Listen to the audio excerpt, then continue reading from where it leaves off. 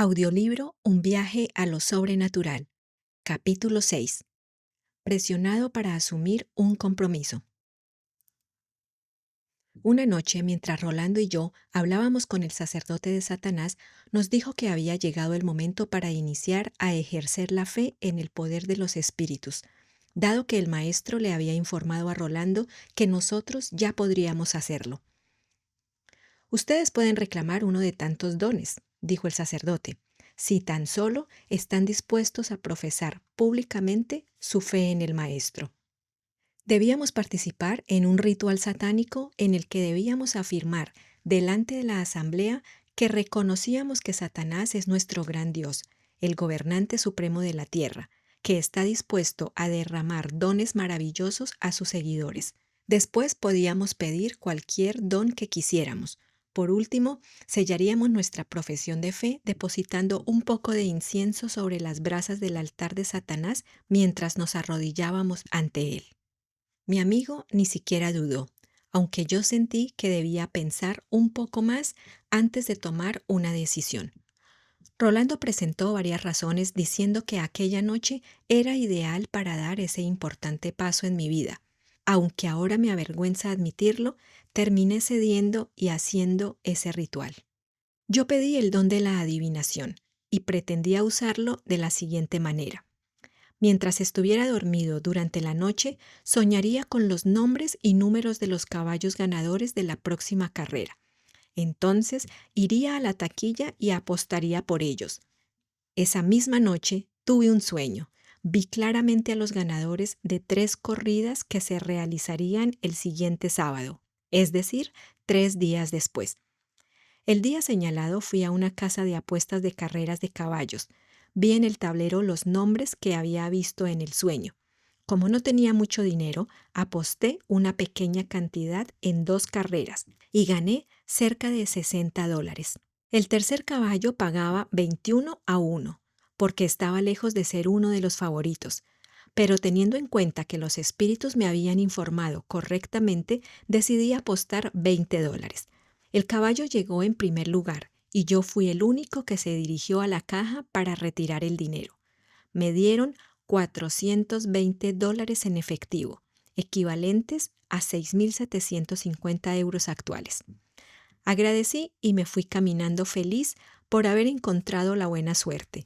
Me dirigí a una elegante tienda de ropa masculina en la calle San Caterín y me compré un excelente traje hecho a la medida, por un valor de $200.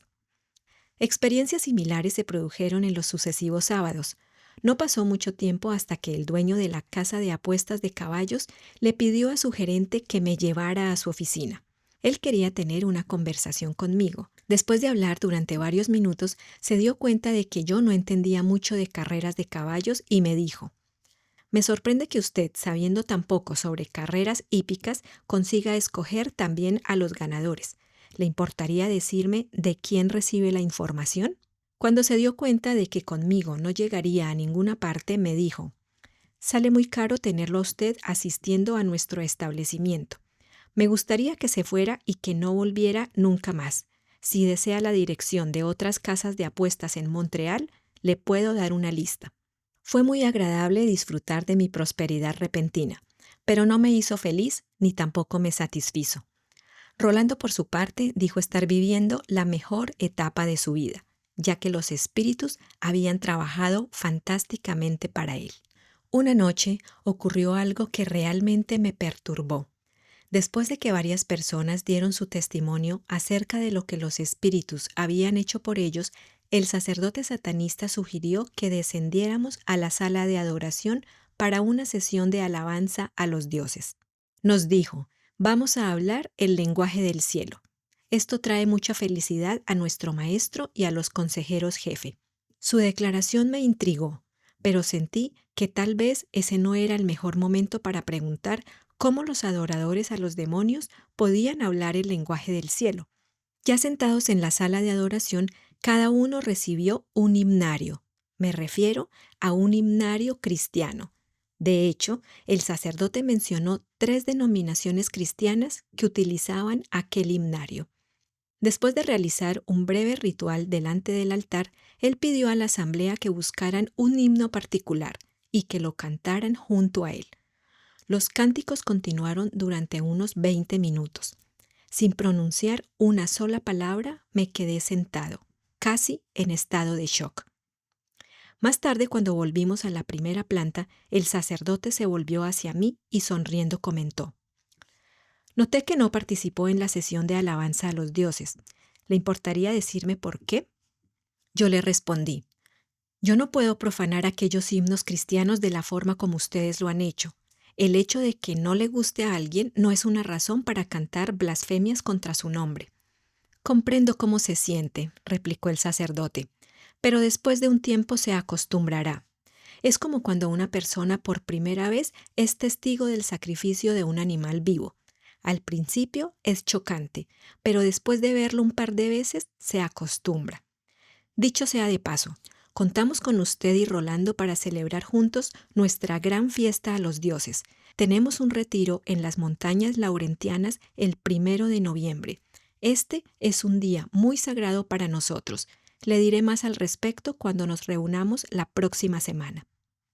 Esa noche, cuando regresábamos a casa, le pedí a George que aclarara algo que había observado durante la sesión de alabanza. Después de haber cantado por algún tiempo, algunas personas comenzaron a utilizar un idioma distinto del francés, pero la melodía seguía siendo la misma del himno cristiano. Él nos explicó que los espíritus tomaban el control de sus mentes, llevándolos a alabar a Satanás y a sus consejeros jefe en la lengua de los espíritus, permitiendo así a los seres humanos a adorarlos en una forma más elevada. También explicó que este tipo de ceremonia tenía un doble propósito. En primer lugar, el hecho de que adoradores de demonios canten himnos cristianos ridiculiza el nombre de Cristo. En segundo lugar, cuando los espíritus de demonios toman el control de la mente de los que cantan alabando a Satanás y a sus consejeros jefes en el lenguaje de los espíritus con la melodía de los himnos cristianos, esto representa la forma más grave de blasfemia contra el Dios del cielo, y esto le produce gran placer a Satanás. Varias referencias a los sacrificios de animales vivos había llamado mi atención, así que le pedí a George que nos hablara acerca de ello. Él nos explicó que el 1 de noviembre su gente ofrecería estos rituales en algún lugar determinado en las montañas laurentinas. Dijo que prefería que fuera el sacerdote quien nos explicase estas cosas. Sin embargo, las circunstancias me impidieron conocerlas.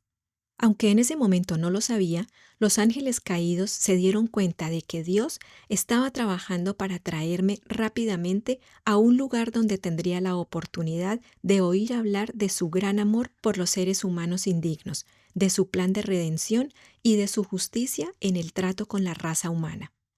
Como consecuencia, los espíritus estaban determinados a presionarme para apurar el compromiso de la adoración a los demonios. Ellos querían que yo pasara el punto sin retorno, como explicaré más adelante. Un miércoles por la noche, cuando entré en el local de culto, no imaginé que esa sería la última vez que lo haría. Mientras apretaba las manos de aquellas amables personas que habían hecho todo lo que estuvo a su alcance para que nos sintiéramos parte de su grupo para complacer a los espíritus, me hubiera sido imposible imaginar que solo 10 días después esas mismas personas se convertirían en violentos enemigos en busca de mi destrucción, dispuestos a gastar grandes sumas de dinero para poner fin a mi vida. La sesión de testimonios fue realmente impresionante.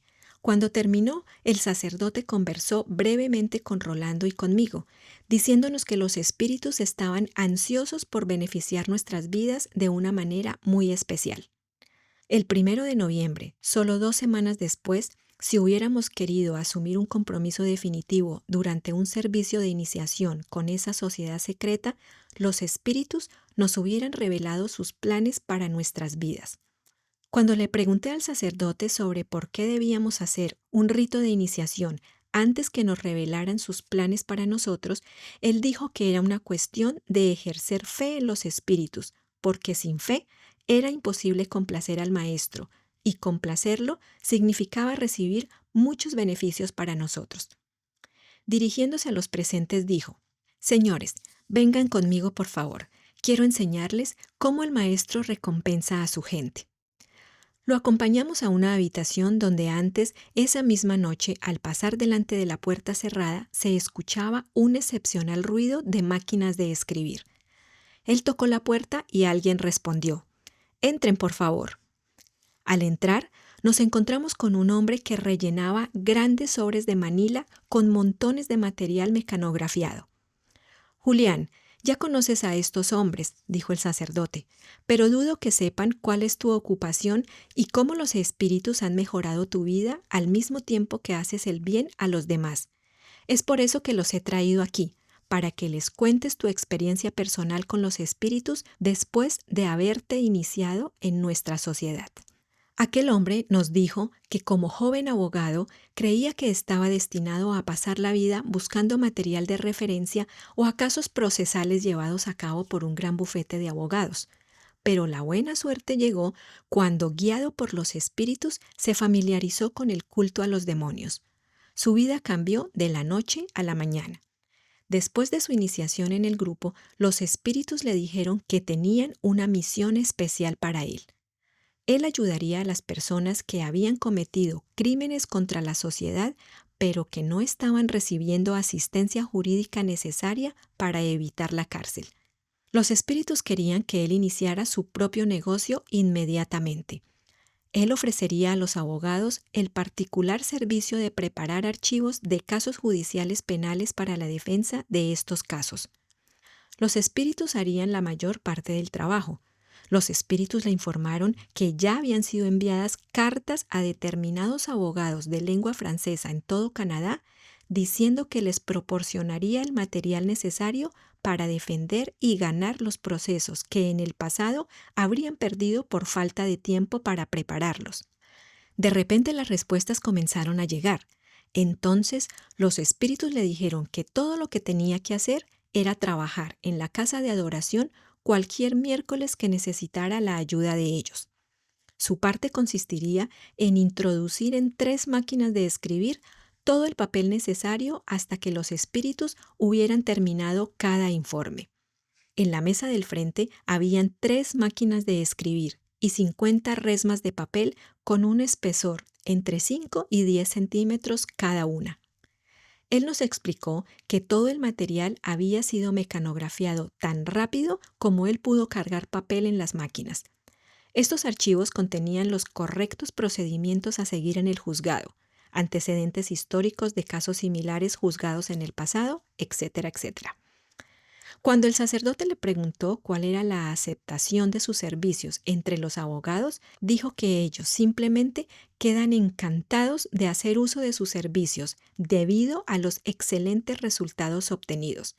Y cuando el sacerdote le preguntó cuánto dinero representaba su trabajo, Julián respondió que ascendía a varios miles de dólares.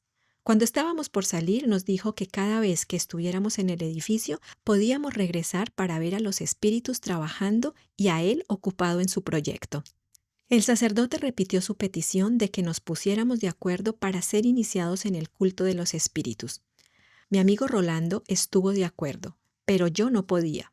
Le dije: «Lo siento, no le puedo dar esa respuesta de inmediato. Le daré una respuesta segura la próxima semana a esta hora». Sin darme cuenta, apreté la mano del sacerdote satanista por última vez. Después me fui para mi casa. Aquella noche, cuando me acosté, no podía conciliar el sueño. La idea de la iniciación satánica daba vueltas en mi mente. ¿Debería o no hacerlo? Las experiencias de los últimos 2 meses llenaban mi mente con muchas preguntas sin respuestas relacionadas con la fuerza del bien y del mal. Incluso, al haber descubierto hechos sorprendentes acerca de lo sobrenatural, tuve la sensación de que había mucho más envuelto aparte de lo que ya había visto. Comprendí que no podía confiar en todo lo que los espíritus demoníacos habían declarado sobre la injusticia de Dios en su trato con ellos. ¿Dónde se podía encontrar la verdad? Ciertamente no en cualquier iglesia cristiana. De lo contrario, ya habría oído algo al respecto. En mi perplejidad, Sentí que de alguna manera necesitaba ayuda para tomar una decisión inteligente. Un sentimiento casi abrumador de incapacidad me hizo exclamar en voz alta: si hay un Dios en el cielo que se preocupa por mí, que me ayude. Inmediatamente después de haber pronunciado estas palabras, me acomodé para un lado y me dormí. Me desperté con el sonido de la alarma. Ese jueves por la mañana fui al trabajo envuelto en mis pensamientos.